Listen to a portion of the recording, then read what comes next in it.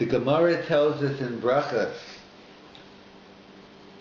and it's codified in Shulchan Aruch, I believe the Rambam as well, a Kohen Shaharag, a Kohen that kills, is puzzle, is disqualified to do the Birkas Kohanim, is disqualified to do the Duchanim, perhaps Avot in the Beis HaMikdash, that's a different discussion. Let's just stick to Halach L'Maisa Birkas Kohanim.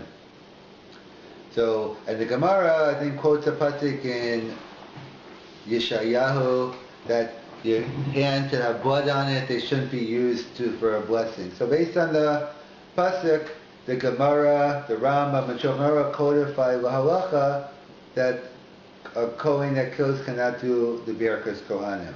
So is that halacha l'maisa? So it really became a major, it's been a shiloh always, but since 1948, the state of Israel was created, and there was an Israeli army, and there are many more Jews fighting in wars. It was still true in World War I, World War II. We'll see Rav Sternbach discussed it in Shuvas. Jews did join other armies, and we'll discuss that. But it became more prevalent with the Israeli army. You have many more Kohanim fighting. And the shiloh is a Kohen that fought in any of the wars, 48, 67, 73, etc., or even not, this is being on guard and you have to kill someone, is that something that disqualifies you from doing duchening? So we'll begin with the approach of Rav Moshe Feinstein. Rav Moshe has a tshuva. He says as follows, that we know there's a halacha we're familiar with for the big three. One has a mitzvah of Kiddush Hashem. If someone puts a gun to your head and says, worship idols, murder someone, worship idols, so what do? So the luck, as we know, is the mitzvah of Kiddush Hashem. So the question is, let's say someone can't stand the temptation, and not the temptation, the nisayon. In other words, it's hard to give up your life, and instead you kill this other person. You shouldn't, it's the wrong thing to do. You have a mitzvah of Kiddush Hashem, but you saved your life by killing this innocent person. So are you labeled a rotzeach or not? So Rav Moshe quotes and he writes that no, that person has a din of an honest, that it's not something you should have done. You mevatel l'chadchila the mitzvah of Kiddush Hashem, but you're not labeled a rotzeach. So Rav Moshe says, if someone who did the wrong thing, i.e. he didn't give up his life al Kiddush Hashem and killed someone else, and nevertheless he's not considered a rotzeach, he's not labeled as a rotzeach, how much more so kal v'chol pshita, that someone who's fighting a war and you're killing the enemy, you're doing the right thing, how much more so that does not pass you. So Rav Moshe says it's pshita to him, this Kohen can continue doing Birkas Kohanim. See, we're going to have the approach of Rav Moshe, the Tzitz Eliezer, and Rabbi Yosef all saying yes, and perhaps we'll have Rav Soloveitchik on the other side. So the second approach is the Tzitz Eliezer, which many reject, but he brings down, even though killing a non-Jew, killing a guy is ritzicha, and perhaps in certain cases it's even worse because of the Chil Hashem involved. However, regarding the halacha of Birkas Kohanim, the actual pasuk which says in Yeshayahu that a Kohen becomes pasul for Birkas Kohanim, that pasuk is talking about killing another Jew. So it's more of a technical limit, the approach of the Talmud, and the Tzitz Eliezer, he's not saying a general din of Ritzicha. He's not mutzah to kill a guy, but he's saying regarding the specific halacha of a Kohen Shaharag, that only applies if he kills a Jew. But if he kills a guy, so he's permitted. Most Achronim disagree with the Tzitz Eliezer, with his Yisod. But it's just another kula to rely on. If someone kills a non-Jew in battle, you have at least a Tzitz Eliezer to rely on. And Rabbi Yosef comes from a totally different angle. He comes from a mitzvah angle. that if you're doing a davar rishus and you kill someone, so that they may be driving a car, so then it could be pasul for Birkas Kohanim. But if you're involved in a mitzvah, so therefore you're exempt. Where does he get this from? He seems to get it from the Shulchan Aruch. The Shulchan Aruch paskins, a Kohen who is a mohel. There's a famous joke they always say over, I think this person was, I forget all the details, just remember the punchline, that he was, I guess he was brought up in a non-Jewish home or something, whatever the case was, and he got circumcised by the priest, and whenever I guess he became a good Jew afterwards. And I think, as the joke goes, and the only thing, he was brought up very nicely, but at night, instead of singing Hamalach HaGoel, he was singing Hagalach HaMohel, something like that. But either way, so there's a mitzvah. In Shulchan Aruch it says that Kohen Mohel who kills a baby, the baby dies, so he's still allowed to do Birkas Kohanim. So why? So the Achronim give 3 reasons why. One is, number one, he's involved in a mitzvah. 2, maybe the baby was a nafel anyway, he made it through 30 days. And thirdly, maybe the baby died from some unrelated cause. The fact that he died then, but there could have been, at that age, it's a cholash. So based on the 3 factors, the Shulchan Aruch is lenient. So regarding fighting in the army, the mitzvah reason is the other 2 perhaps isn't nogea. But either way, so we have Ramosha, the onus factor. You're not labeled a rotzeach. It's pshita, and you can continue. Sitz Eliezer goes with the if you kill a non-Jew, it's not an issue because the pasuk only says killing another Jew. And Avad Yosef goes with the mitzvah angle. Then in the Nefesh Harav, Rav Shechta quotes to Rav Soloveitchik as being machmer on the issue that a Kohen Shaharag cannot do Birkas Kohanim. Why not?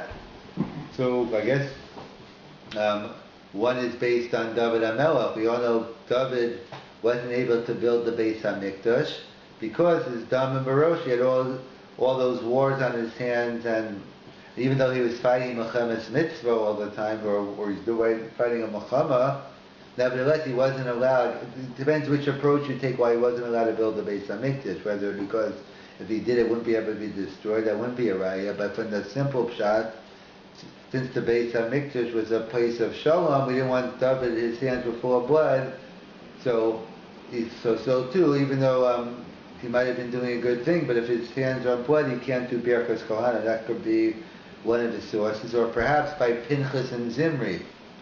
Pinchas was rewarded with Brisi Shalom. So what's the pshat he was given the kahuna? We all know the old joke. The person came to shul and said, "I want to become a Kohen." The rabbi said, "I can't help you." "Okay, I'll make $1,000 donation." "Sorry, can't help you." $5,000 donation. "Can't help you." 10,000. He said, "I can't help you," but the rabbi said, "Why do you want to be a Kohen so much?" He said, "Well, my father was a Kohen, his father was a Kohen." The point being is, so what do you mean you gave Pinchas the kahuna? You're a Kohen or not? So actually that's not so simple. Some Rishonim say only Aaron and his kids became Kohanim, and Pinchas missed it. He was a katan at the time, he wasn't a Kohen. And therefore his reward was, he went from, but others say no, he was a Kohen, but this halacha of a Kohen Shaharag, the apostle for duchening the Beis HaMikdash, so the priest Yikunas Kolam was that you weren't affected and will still allow you to do the avodah. So perhaps that's the source of the Rav, that just like it's only because he had the special Brisi Shalom, and without the Brisi Shalom, he couldn't do the avodah. So therefore that's what sort of the Rav Soloveitchik apparently was machmir on the issue, based on the Nefesh Harav.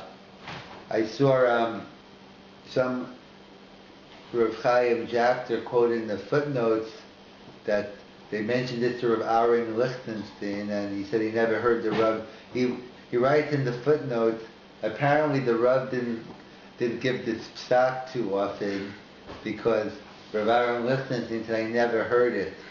So I always, this is my own chaki, what's pshat? He's saying he never heard it. You mean he heard every pshat? Is he saying he doesn't think it's true? Or he's saying it's true, I never heard it. That's always a chakira I don't have an answer to. I'm just throwing it out there, what that means. And I asked Rabbi Green Sr., I said, did you ever hear the Rav?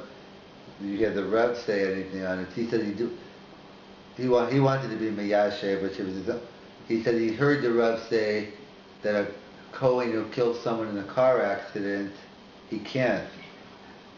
So he's saying if that's the source, then you can understand that Machlokas and Rav Aaron, Rav Shecht, I'm not sure, it's Masha from Rav Shecht, you heard him actually say a Kohen who kills, and and Kohen, I guess he didn't say where he kills, so that could be, I guess it could depend on, obviously if that was true, that would be a distinction, because you can make a distinction between a Kohen, because that's one's a Davar Rishus, one's a Dvar Mitzvah. Either way, I don't know if it's a Machlokas Rav Shechter. Rav Shechter says in the Nefesh Harav, Rav Aaron clearly doesn't, he passes against the Rav. That's what I'm saying. I don't know if either he doesn't believe the Rav said it, or even if he does, I'm sure he doesn't, maybe that doesn't mean he holds everything. Then, he's a Talmid Chacham in his own right. So either way, the minig in Gush apparently is, and that you go ahead and you do Birkas Kohanim. And also he said, because besides the halachic justification, it's just the morale. Imagine coming back from the war, you've been killing them, and then you go back and you can't do, like, in Israel, it's an everyday thing. Like, you don't, besides, obviously, that by itself isn't enough, but if you hold Meyikra in its Mutter, that's more of a reason to be lenient within it with halachic justification. And that seems to be the minute, because even Rav Sternbuch writes, I think after, when unfortunately, there were Jews killing Jews in the army before. And he writes, the minig in England was, and he doesn't quote like that the minig was that a Kohen that killed during a war, even another Jew, you go ahead and you continue Birkas Kohanim. So to summarize, we have the Gemara, it seems to be a black and white discussion. The Gemara, the Rambam, the Shulchan Aruch, a Kohen Shaharag, you can't do Birkas Kohanim. So today it's more prevalent with the Israeli army, so you have Kohanim fighting in the war. They're probably anywhere, but it's more prevalent.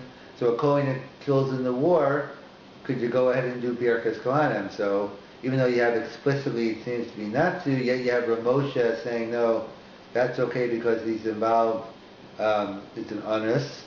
And therefore I guess he's learning the Gemara, he's obviously learning the Shulchan Aruch, learning the Gemara, Kohen Shaharag, it's not an onus. And he's holding the reason you labeled a Rotzeach, and therefore Rav Moshe says you're not. Now, much more so in the case where you did something wrong in the big three, and yet you still can do it, how much more so here?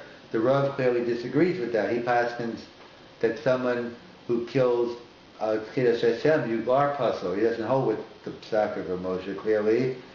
The Sitz Eliezer, most people don't hold from. The Rav holds on, applies to a guy or a Jew. And he doesn't, and the Rav will go with all three reasons in the show. A mitzvah is not enough, and he's, again, assuming Rav Shechter pshat in the Rav, and whatever the psak, so even if Rav Shechter is correct that the Rav said, that doesn't seem to mean. The Minhag Olam is against, and the Minhag Olam, there's a Kohen Shaharag in war can continue doing Birkas Kohanim.